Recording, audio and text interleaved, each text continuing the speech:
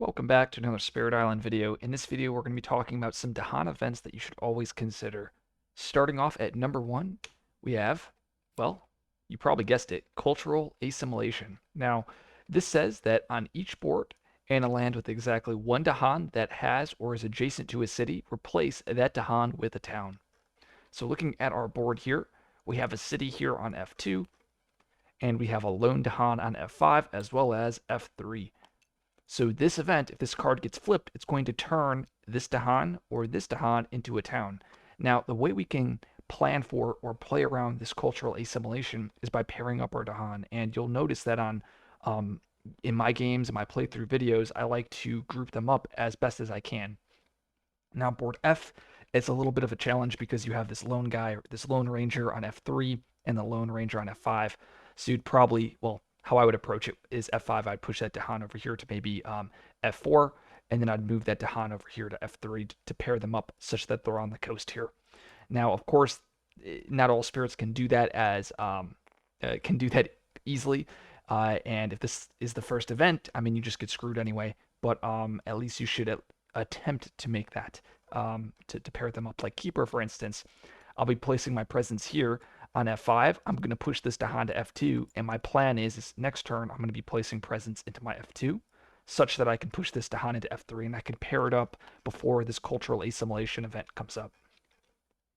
Now, the terror level 3 doesn't matter as much. The beast attack is positive, and the reckless offense, you really can't play around this. It says on each board, choose a land with at least 2 Dahan and at least 2 buildings. Each Dahan kills a building, and then you add a blight. Really, there's just no playing around this.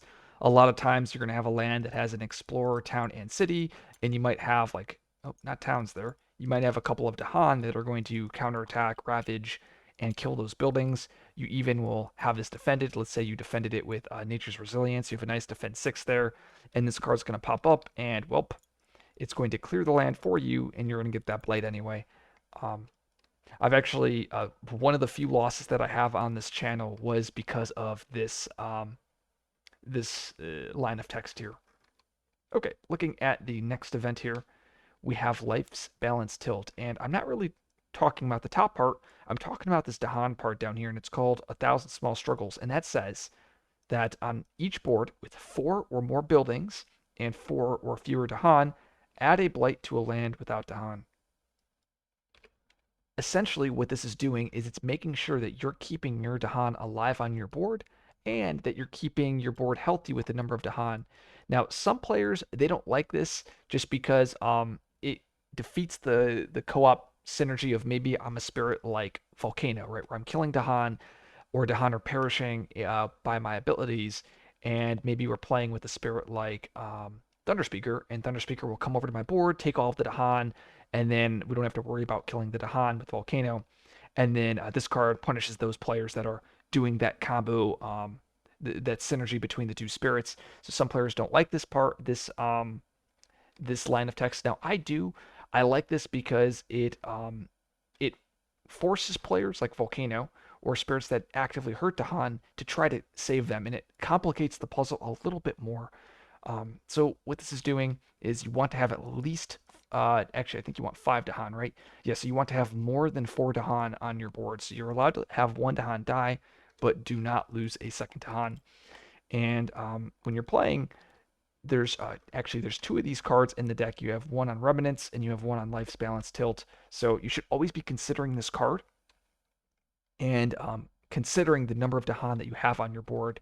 Remember, you don't want to drop below that 5 threshold.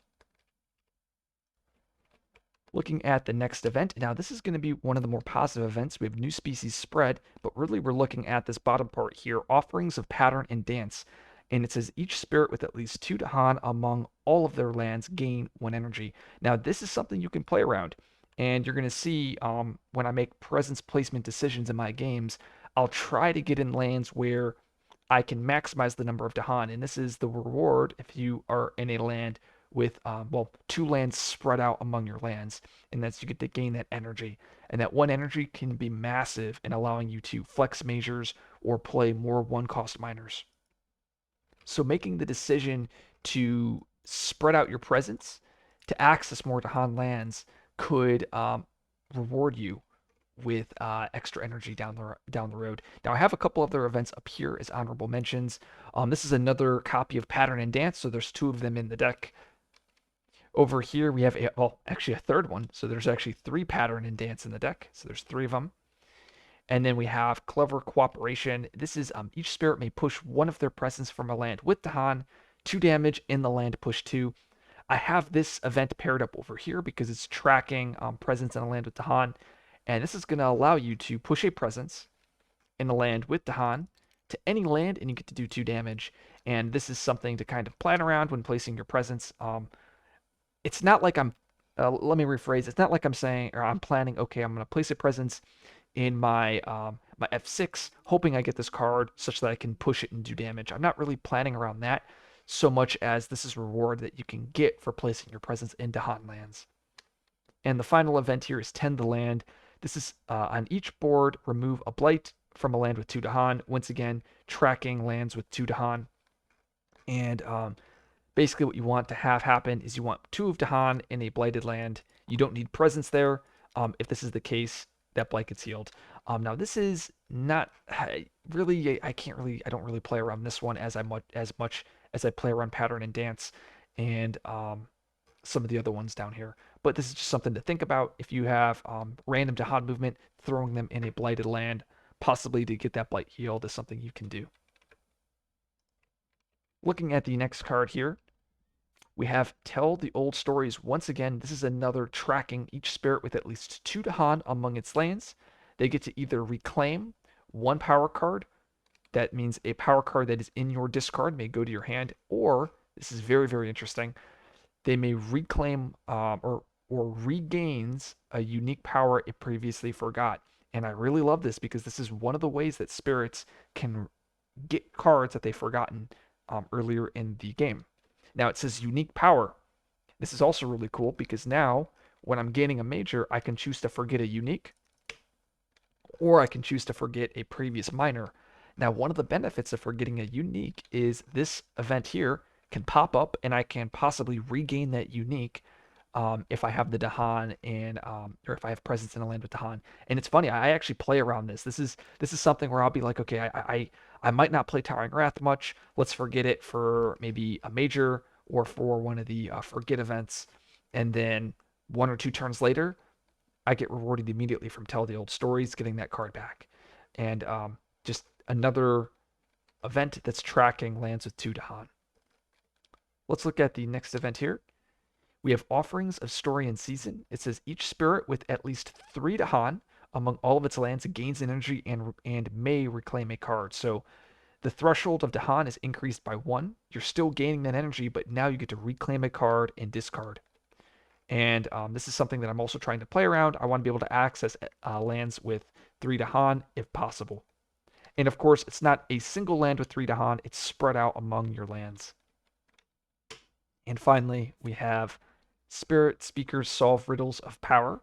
It says each spirit with at least 4 Dahan among its lands gains a minor power. So increasing that Dahan threshold by 1. And now we're going to get a massive reward of gaining a power card. So this is the largest reward that you'll get for having Dahan amongst your lands, and that's 4. So in a perfect world, I would like to have presence such that I'm in lands with at least 4 Dahan. And then I would like to have at least 5 Dahan on my board to dodge 1,000 Small Struggles. And then I would like all of my Dahan paired up to dodge Cultural ASIM. And that would be like the ideal perfect board if possible. If you like this video, like, subscribe for more content. I will see you guys in the next video.